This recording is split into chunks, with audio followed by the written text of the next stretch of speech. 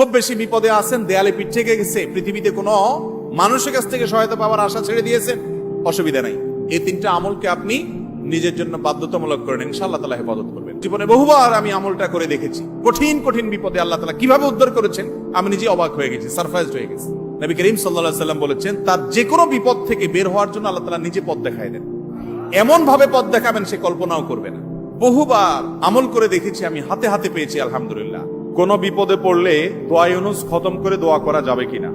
দোয়া ইউনুস এটা যে কোনো বিপদে পড়াটা হাদিস এবং কোরআন উভয়টি দ্বারা প্রমাণিত। কোরআনে কারীমে আল্লাহ রাব্বুল আলামিন বলেছেন, ওয়া কাযালিকা নুনজিল মুমিনিন।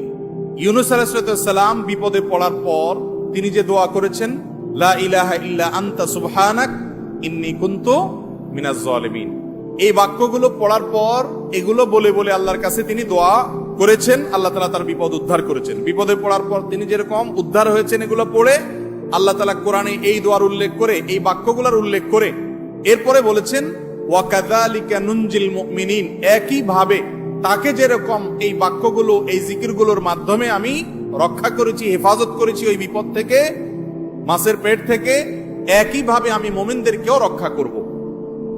নবী করিম সাল্লাল্লাহু আলাইহি সাল্লাম বলেছেন যে ইউনুস ইবনে মাত্তা তিনি যে এই বাক্যগুলো দিয়ে আল্লাহর কাছে বিপদ থেকে উদ্ধারের পথ খুঁজে পেয়েছেন, সেগুলো তোমরা পড়বে তোমাদের বিপদে আপদে। এজন্য বিপদ আপদ, বিশেষ করে কঠিন বিপদে আপনি যদি পড়ে যান তাহলে মুক্তি লাভের জন্য দোয়া ইউনুস বেশি বেশি পড়বেন।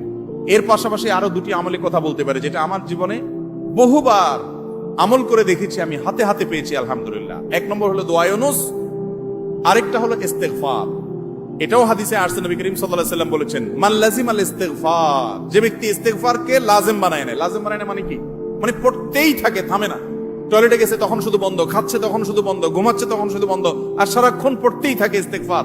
আস্তাগফিরুল্লাহ ওয়া আতুবু ইলাইহি, সাইয়্যিদুল ইস্তেগফার বা যে কোনো ইস্তেগফার, সবচেয়ে ছোট ইস্তেগফার আস্তাগফিরুল্লাহ আস্তাগফিরুল্লাহ, এটা যে পড়তেই থাকে, নবী করিম সাল্লাল্লাহু আলাইহি ওয়াসাল্লাম বলেছেন, তার যে কোনো বিপদ থেকে বের হওয়ার জন্য আল্লাহ তাআলা নিজে পথ দেখায় দেন। এমন ভাবে পথ দেখাবেন সে কল্পনাও করবে না। এবং জীবনে বহুবার আমি আমলটা করে দেখেছি। কঠিন কঠিন বিপদে আল্লাহ তাআলা কিভাবে উদ্ধার করেছেন আমি নিজে অবাক হয়ে গেছি, সারপ্রাইজড হয়ে গেছি। নাম্বার 3, দুরুদ। দুরুদের ক্ষেত্রেও হাদিসে একই কথা বলা আছে, যে ব্যক্তি দুরুদ বেশি বেশি পড়বে ওই ব্যক্তির সমস্ত পেরেশানি থেকে মুক্ত হওয়ার জন্য এই দুরুদ যথেষ্ট হয়ে যায়। তাহলে 3টা আমলের কথা বললাম, দোয়া ইউনুস, লা ইলাহা ইল্লা আনতা সুবহানাকা ইন্নী কুনতু মিনাজ জালিমিন, আরেকটা হলো ইস্তেগফার বেশি বেশি, আরেকটা হলো দুরুদ।